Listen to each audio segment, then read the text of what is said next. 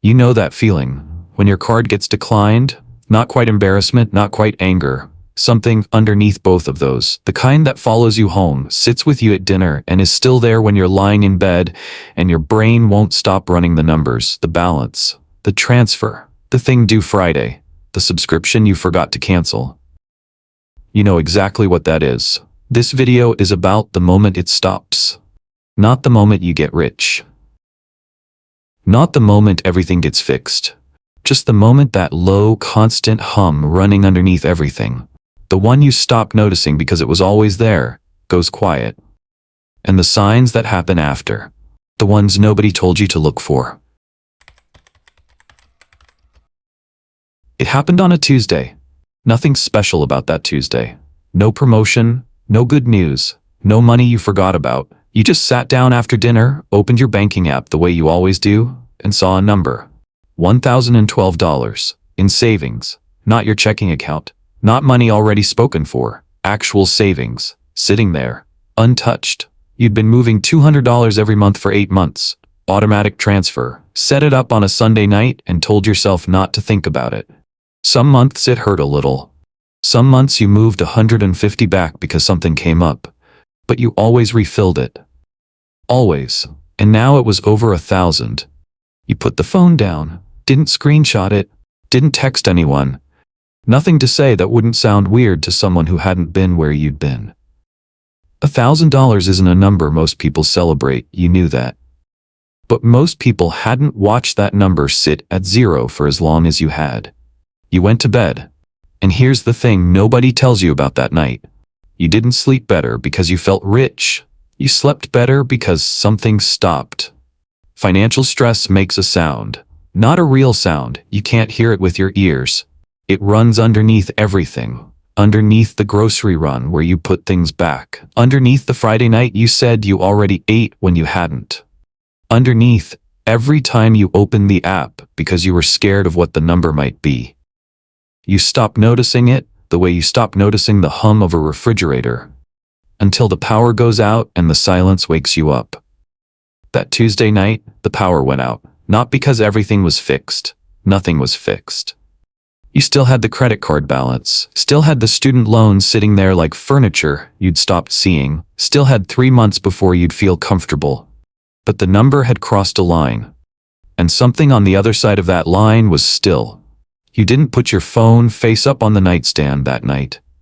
You put it face down. First time in longer than you could remember. That's the first sign. Not the number. Not the account. The night you stopped sleeping with one ear open. Thursday evening. You were halfway through dinner. Phone rang. Unknown number. You almost didn't pick up, but you did. The mechanic. The car you dropped off that morning. Something with the brake line. Not dangerous yet, but soon. $480. Could you come in tomorrow? You said yes. You hung up, and then you picked up your fork and finished eating. That's it. That's the whole story. Except it's not. Because 3 years ago that phone call would have ended the night. 3 years ago, you would have put the fork down and not picked it up again. You would have opened 3 tabs. Calculated whether you could split it across 2 cards. Wondered if you could push it another 2 weeks. Felt that specific kind of shame that comes from not being able to handle something that size. $480 used to be a crisis. Not because you were irresponsible. Not because you didn't work hard. Because there was nothing between you and the problem. No buffer, no distance. The problem arrived at full size and hit you at full size, and you absorbed every bit of it. That Thursday was different. The problem arrived at full size and stayed there. Didn't grow, didn't multiply into 3 other problems, didn't follow you to bed, didn't make you lie awake doing math you couldn't finish. It was just a repair bill. $480. Annoying, not devastating. You paid it Friday morning, transferred from the emergency fund, watched the balance drop, felt something small and uncomfortable about that. Not panic, just the instinct to refill it as fast as possible. You set up an extra $50 a month to rebuild it, then closed the app and went to work. Here's what nobody explains about having a financial buffer. It doesn't make problems disappear. The car still breaks, the bill still shows up.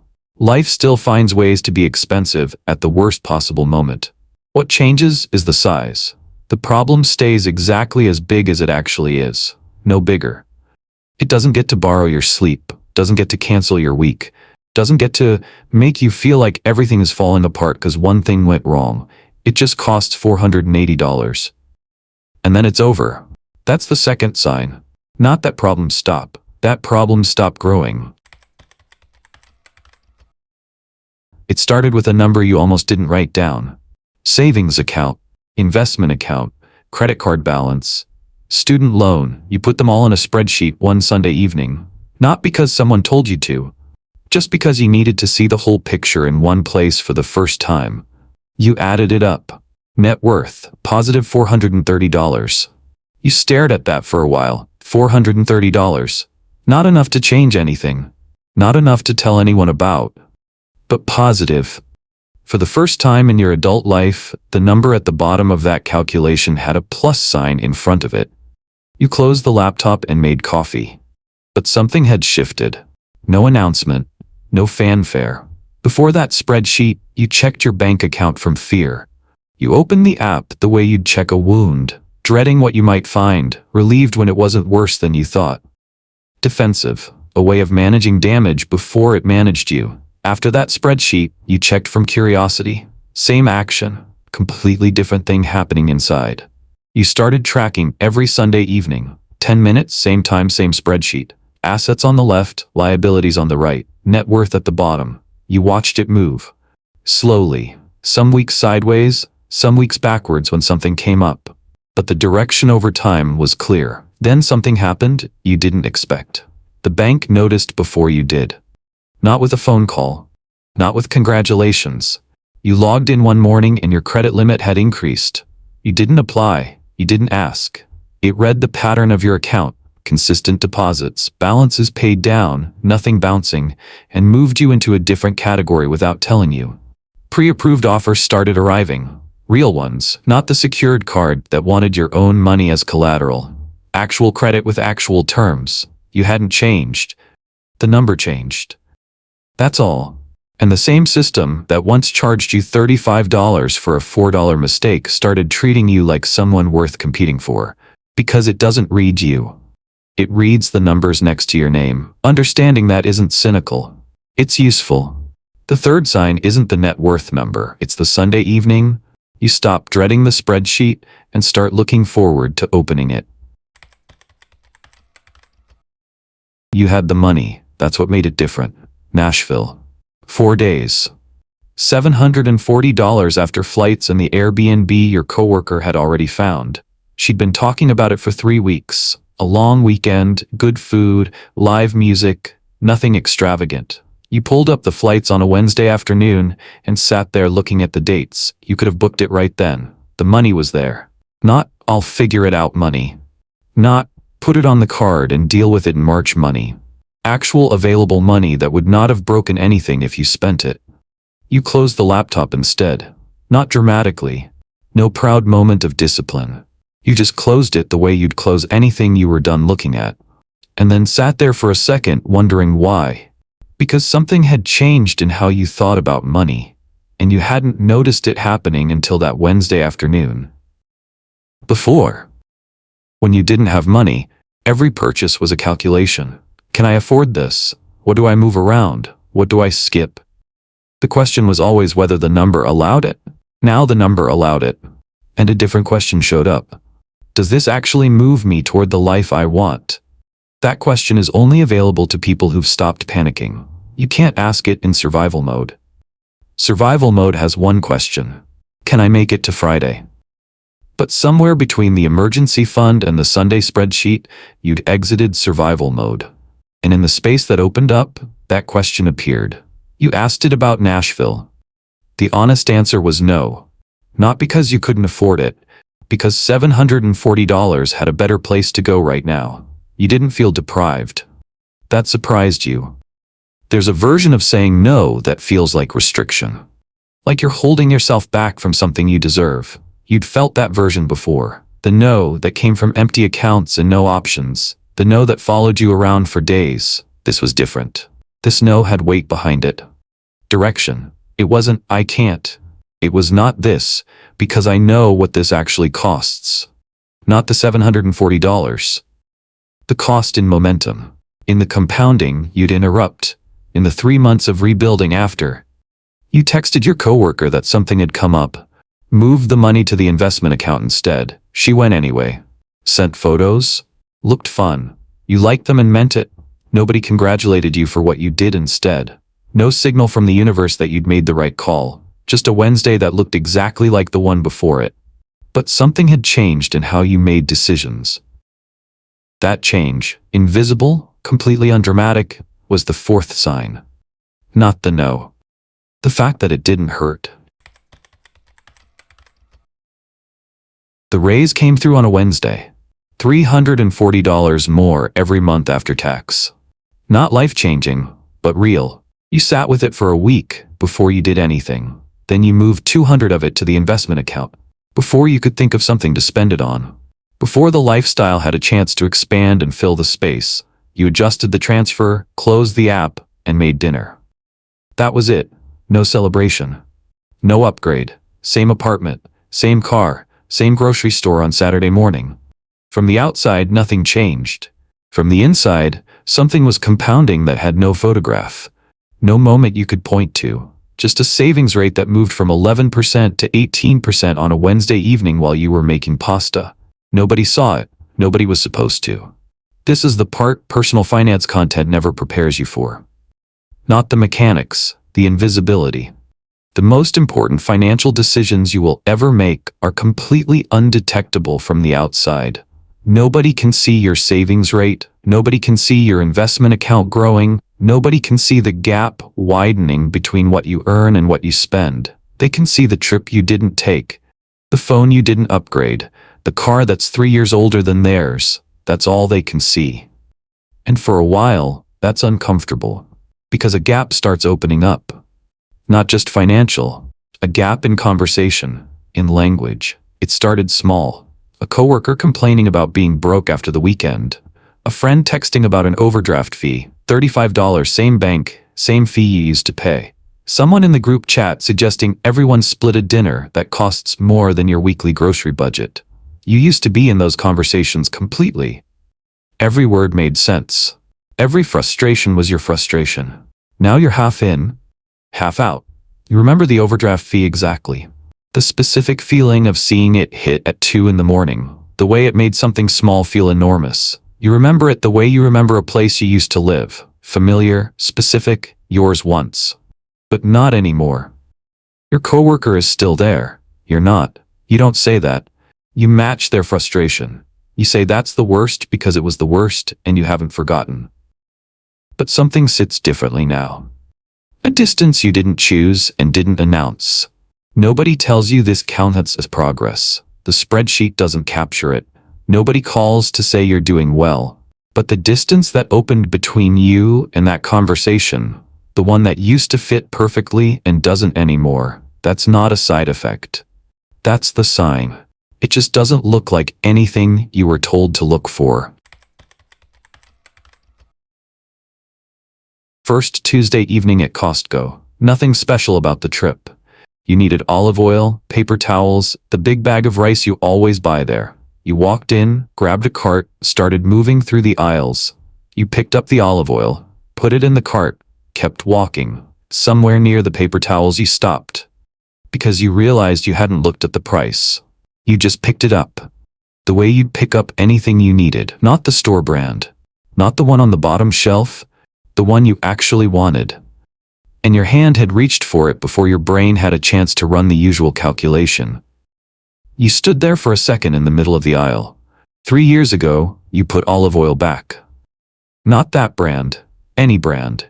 You stood in front of the shelf, looked at the price, did the math, put it back, grabbed the store brand and told yourself it tasted the same.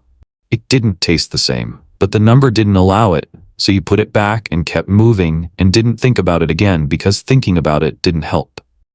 That was 3 years ago. Tonight you just picked it up. This is a sign with no number attached to it.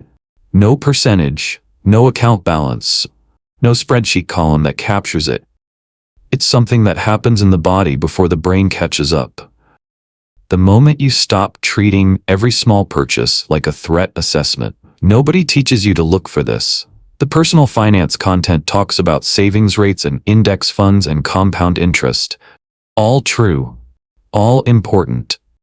None of it mentions the Tuesday evening you pick up olive oil without checking the price and then stand in a Costco aisle for a second, just noticing that something has shifted in a way you can't fully explain. You're not rich. You're not finished. Still have the student loan. Still have months where the budget is tighter than you'd like. Still have plenty of distance to go. But something in how you move through the world has changed. Steady. Unannounced. The way all the real changes happen. You put the paper towels in the cart, checked out, drove home, nobody knew. That's the sixth sign.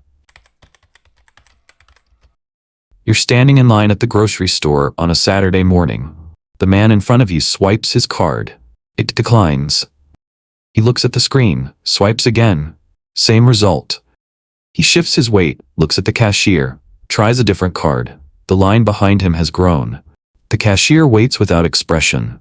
The people behind you are looking at their phones. You're not looking at your phone. You're looking at him. Because you know exactly what's happening inside him right now. Not because you can see his face. Because you've been him. You know the specific calculation running in his head, which transfer to make, which bill to delay, whether the number will clear if he tries one more time. You know what it feels like to have a line forming behind you. You know what it costs to stand there. He gets it sorted. Different card. He exhales, moves forward. You put your groceries on the belt. You swipe your card. You don't think about it. And standing there waiting for the receipt, something settles in you that doesn't have a clean name. Not gratitude exactly, not relief, something steadier than both. The recognition that the distance between where you were and where you are now is invisible from the outside. Not to the cashier, not to the people behind you, not to the man who just got his card to work. Invisible. The same way all of it has been invisible. Nobody would know by looking at you. You're not driving a different car, not living in a different neighborhood. You go to the same grocery store. You still have Sundays where nothing gets done, and that's fine. From the outside, your life looks ordinary. It is ordinary. That's not a complaint. That's the point. Because underneath the ordinary, in the spreadsheet open on your laptop at home, in the automatic transfers running in the background, in the investment account growing at a rate that doesn't match how the surface looks, something is moving. Your net worth crossed $80,000 on a Tuesday. Not a milestone Tuesday, just a Tuesday. You noted it in the spreadsheet, made dinner, went to bed. No one called. No version of that moment existed outside of you and a number on a screen. This is what financial content never shows you. There's no image for a savings rate compounding over 4 years. No way to photograph the specific kind of calm that comes from handling the last 6 unexpected things without a single crisis. That doesn't photograph well. What gets posted, what gets celebrated, it's always the thing you can see. The trip, the car, the upgrade, visible proof. The real change is invisible. It's the Saturday morning you stand in line and recognize a feeling in someone else because it used to be yours. It's the way a bad month at work lands differently when the finances don't have to be bad at the same time. It's the conversation about money you have with yourself now compared to 3 years ago. The low hum that used to run underneath everything. It's gone. You didn't notice it leaving. It didn't announce itself on the way out. One day, you just realized it had been quiet for a while, and you couldn't remember exactly when that started. That's the 7th sign. Not the number in the account. The ordinary Saturday morning you recognize someone else's face and realize you no longer live there. Somewhere tonight, someone is sitting with that feeling. The one from the beginning. Not embarrassment, not anger. Something underneath both. Maybe their card declined today. Maybe they did the math at the register and it didn't work out. Maybe they told someone they already ate when they hadn't. Maybe they're lying in bed right now running numbers that won't stop. They don't know yet that the hum stops. They don't know about the Thursday evening the repair bill stayed small. The Sunday the spreadsheet went positive. The Wednesday they closed the laptop on Nashville without feeling deprived. The Tuesday evening at Costco, they picked something up without checking the price. The Saturday morning, they recognized a feeling in someone else's face and realized they didn't live there anymore. They don't know that the life on the other side of all of that looks almost exactly like this one, just steadier. And here's the thing nobody says out loud. The thing you were chasing, the thing that kept you moving through all those invisible Tuesdays, all those Sunday spreadsheets, all those no's that didn't hurt, it was never really the money, it was this. Waking up and your brain doesn't reach for the numbers first. The ordinary Wednesday that just feels like a Wednesday. Nobody notices the day you start getting richer. Most of the time, you don't either. You're too busy moving. Too busy doing the next small thing that doesn't feel like enough. Until one day you realize it always was. It was just quiet about it. The signs were never loud. They never are. They just stack.